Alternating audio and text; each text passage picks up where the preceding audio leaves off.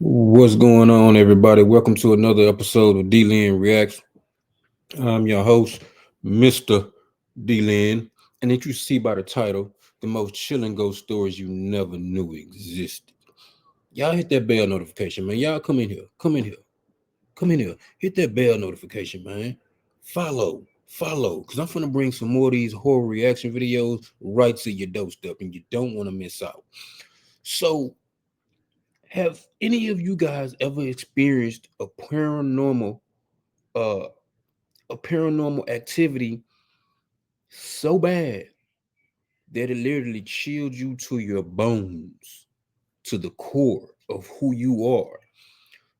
Sometimes the paranormal activity can be so violent or so disruptive that a person will literally jump out of their skin from fear and terror. In these next few ghost stories, I'm going to show you exactly what I mean. Hit that bell notification. We're going to get into it. I was 15, I've been babysitting for a few years at this point, so I had a lot of experience with kids. They love me. Well, a family friend asked if I would go babysit their 7-year-old son for a couple of days while they went out of town to Myrtle Beach, so I said sure, that was great money for me. So the parents put their bags in the car, they showed me where everything is. Now his mom made it clear to me that he has a very active imagination and that because his daddy let him watch horror movies the week prior, he's been having nightmares and making things up, saying that he's been seeing stuff around the house that's not there. So they get their stuff in the car, they give their son a kiss, and they leave. So I'm flipping through all the satellite channels, checking out different shows, eating popcorn, little boy's playing with his toys, drinking his little juicy juice, and we're just having a good time. So I go in the kitchen to put a frozen pizza in the oven, and all of a sudden, this little boy comes flying out the living room, running up to me, and then wraps around my leg, just looking in the living room and then looking at me, back and forth. I said, "Damn, son, are you okay? What happened?" He said, she's in there. I said, "Who's in there?" He said, "Her," but I didn't see nothing. And before I can push him any further, he walks over and sits in front of the TV and starts ignoring me. We're sitting on the couch watching TV, and their couch was in the middle of the room, so you could walk around it. Well, this little boy starts looking behind the couch and then back at the TV. So I start looking back behind us. It's like a natural reaction when you see somebody else doing that, you start doing it. The more he did this, the more I felt like somebody was standing behind us, but I don't see anything. So I get up and walk across the room, and from there I can see the hallway. And for a second, something stood out to me. At the end of the hallway, it looked like someone was peeking around the corner like this. But when I cut the light on, it was gone. So I thought my mom was playing tricks on me. My anxiety's peaking, so I'm like, okay, it's the first time you've been left alone in someone else's house. Calm down, go take a shower and go to bed. But while I'm taking a shower, I get the weirdest feeling like somebody's standing outside of the shower curtain. Now, they had a big-ass bathroom. So I was like, dude, it's a new place. It's a big bathroom. You're not used to this. Just stop freaking out. But I have to keep sticking my head out the shower curtain to make sure nobody's there because I'm getting that vibe like somebody is there. So I peek out the shower again and bam, this kid is standing in the doorway crying. I said, "What's wrong?" He said, "It's gonna get me. It's in there. I just saw it. Can I stay here with you? I'm scared." I said, "Yes, stay right there. Just turn the other way." And then I dry off and get dressed in the shower so he can't see me. Now it's about 11 o'clock at this point and he's still wide awake. So we sit there and talk for a little while. We play with Legos, Play-Doh. I'm just trying to wear him out so he'll go to sleep. Well, finally around 2 a.m., he falls asleep. Now, it was already so late, I didn't have time to unpack my clothes, so I just get in the bed and I go to sleep. About 10 minutes later, I hear this youngin' screaming again. Before I can even get out of the bed, I hear him thunk, thunk, thunk, thunk, and he's already running into my room, jumps into bed with me. He's screaming to the top of his lungs, "She's there in my room, behind the door. She's gonna get me if I'm alone. Please don't make me go back in there." So we're laying there in the bed together, and he says, "I know you think I'm making stuff up. I promise you I'm not. She was there. I saw her." I said, "Honey, I believe you. It's okay. Just relax and close your eyes and start taking some deep breaths." This child has one hell of a grip on me. Like, he's wrapped around me like a python, so I could tell he was really scared. Like, he really thought something was going to snatch his ass off that bed. So I just held him and hoped that maybe he would calm down. Now, I know a lot of you would just tell these kids to hush and go to bed, but I'm not like that. I went through the same thing as a child. I would see things that were not there, and nobody else believed me. So I wanted him to know that I believed him and I was protecting him. So I reach over to the nightstand and I tapped that old school touch lamp 3 times and put it on the brightest setting so it lit up the room. That way we would feel more safer and we could get some sleep. Then I start hearing some distant thunder, and then it starts pouring rain. I think, oh, well, that sounds relaxing. So because of that storm, my ass knocked out. I was doing some good sleeping until about 30-40 minutes later. That was when I abruptly woke up to the bed shaking. It felt like a small tremor, like a little earthquake. So I'm trying to get my eyes adjusted and wake up and figure out, why is the bed shaking? Apparently the storm knocked the power out because it was pitch black dark in that room, and the only time I could see anything was when the lightning struck. Well, once my head gets adjusted, I start hearing a noise like chattering of teeth. I'm laying there trying to figure out what the hell is that noise and what is shaking the bed. And that's when I look over and I see the little boy is sitting up on the other side of the bed with his hands holding the cover, and it's him shaking the bed. He's shaking that hard. And that chattering sound I heard was coming from his teeth. He was sitting here holding the covers with his eyes wide open and going, "Are you okay?" Because I thought he was having a seizure, but when I looked at him, his eyes darted over to mine, and I realized he was awake. He was so scared. Like, he couldn't move. He was frozen, shaking and chattering. I'm like, well, if he's not having a seizure, what is wrong with him? And that's when it clicks.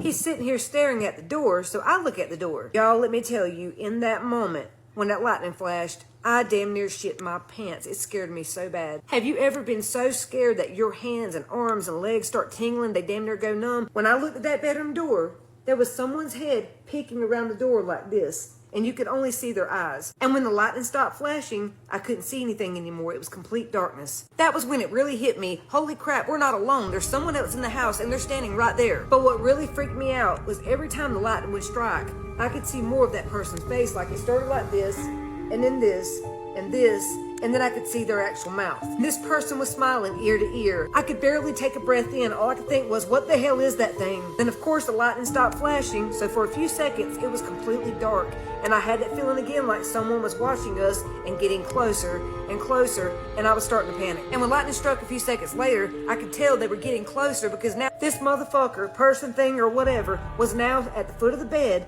peeking over like this, staring at us. At this point, my damn teeth were chattering. All I could hear was between the both of us. So I pulled that little boy up on my lap in my arms as tight as I could, because I didn't want whatever it was to try to snatch him out of my arms, and I held him real tight. So now when the lightning flashed, we could see its whole face peeking over the bed, smiling, looking right at us. So that was when fight or flight kicked in for me, and I remember the dad telling me that he'd put a loaded pistol in the nightstand and behind the headboard of this bed, so I start reaching around for it. And for some reason, my gut was telling me, you better keep your eyes on this thing. Every time the lightning strikes, pinpoint where it is with your eyes and don't take your eyes off or it's gonna jump. Reaching, trying to multitask, keep my eyes on it, hold the little boy, and feel around for this pew-pew, and I finally feel it, and I snatch it out of that holster and I hold it up. When the lightning struck, I pointed at this thing. I said, if you take another step, I'm gonna blow you into the next room. Get out and leave now. In that moment, something happened. I don't know what it was, but I could feel me looking into it and it looking into me, and that lightning flashed, and then all of a sudden the power cut back on. And no lie, as soon as the power came on, it was gone. I snatched him up out of the bed, grabbed that pew-pew, and ran to the kitchen and called 911. Stayed on the phone with them, the police came, and then I called the parents.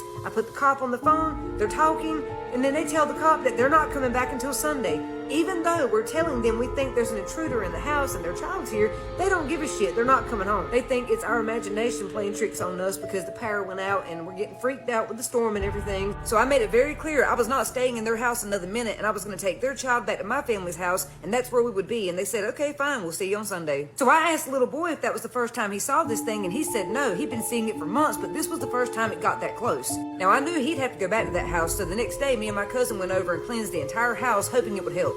Scare easily, go ahead and exit right now. When my grandmother was in hospice, she hospiced under the care of my mom and my aunt in this home. As it got closer to the end, my grandma would kind of swat and be like, do you see them? Do you see them? They're just flying all around me. They're flying all around me. They would also say that she sees a man in the corner. One day my mother was in the bathroom doing her hair and my aunt was going to the store. While my mom was in the bathroom doing her hair, she felt a huge gust of wind, as if like somebody was like walking by and walking through our hallway, and they're walking fast and like with a purpose, like startled my mom. Then she peeked outside the door and she's calling for my aunt. She's like, Pat, is that you?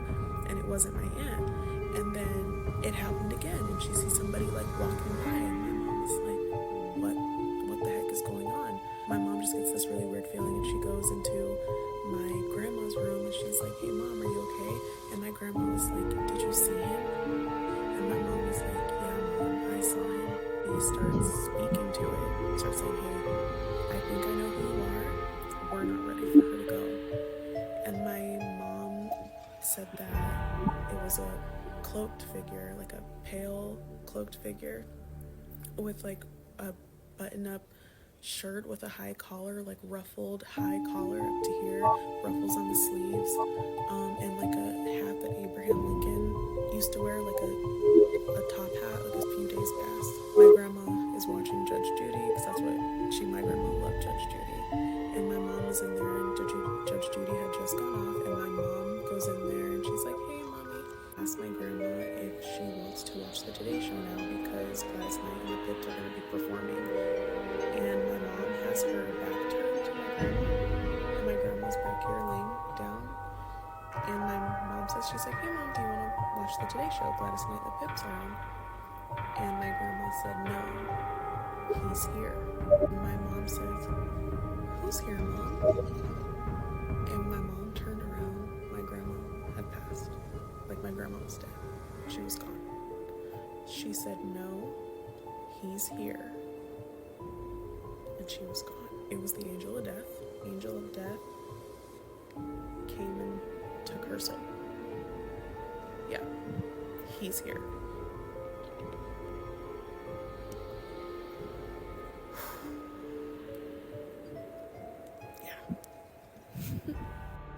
Okay, y'all, so here goes a story.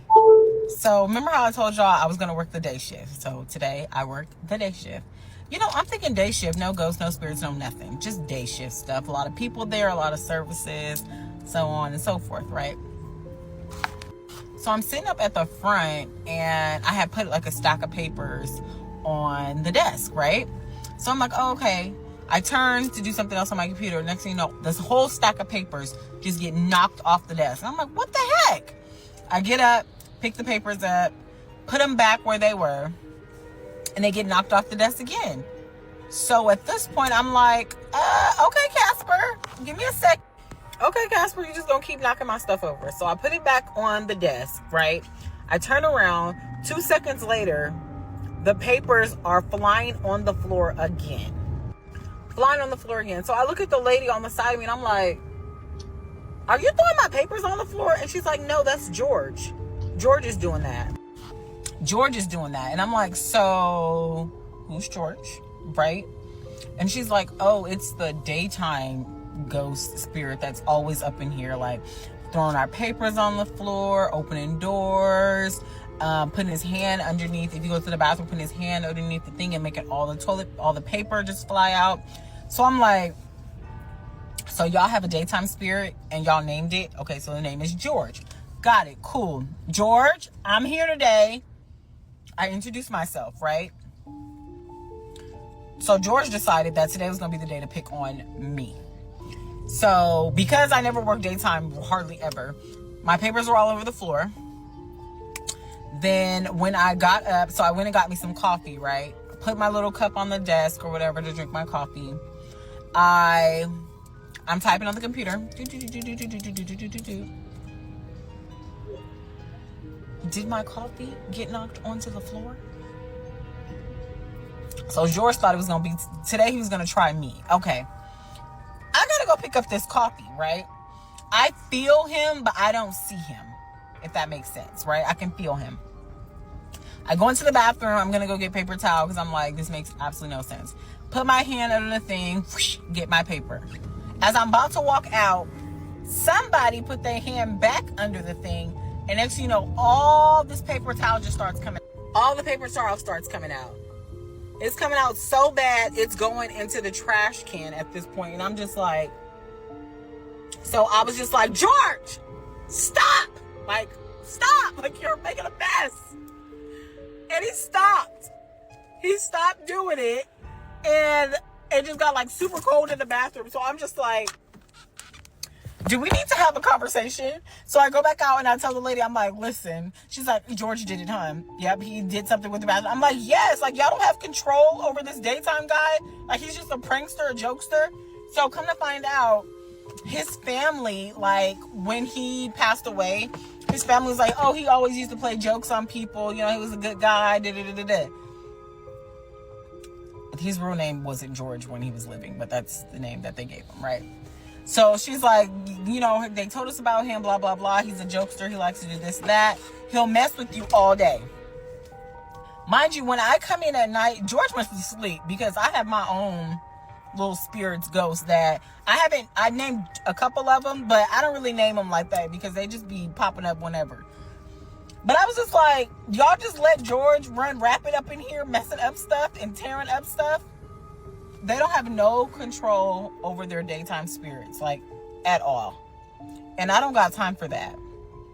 So I had to let George know, like, listen, if I'm going to be working days, you can't be doing this to me because it makes it look like I don't know what I'm doing because I'm knocking down papers and spilling coffee and messing up the paper roll. That ain't me. So hopefully the next time I go back, if I ever go back today, George will be on his best behavior because I'm not going to deal with that. So you do get some that are like, that want to play too much, like the nights with the lights, and some that are, I've never ran across a demonic spirit. I don't know. Some people be like, oh, those are demons you're messing with. No, they're not. Some of them are kids. They are not demons. Like, they're not demonic. They're not trying to hurt me. They're not doing anything to, like, bring me into the afterworld with them. They're just just lost souls. We'll say that. We'll just call them lost souls. I don't treat them badly. They don't treat me badly. Like, but George, I got something for you.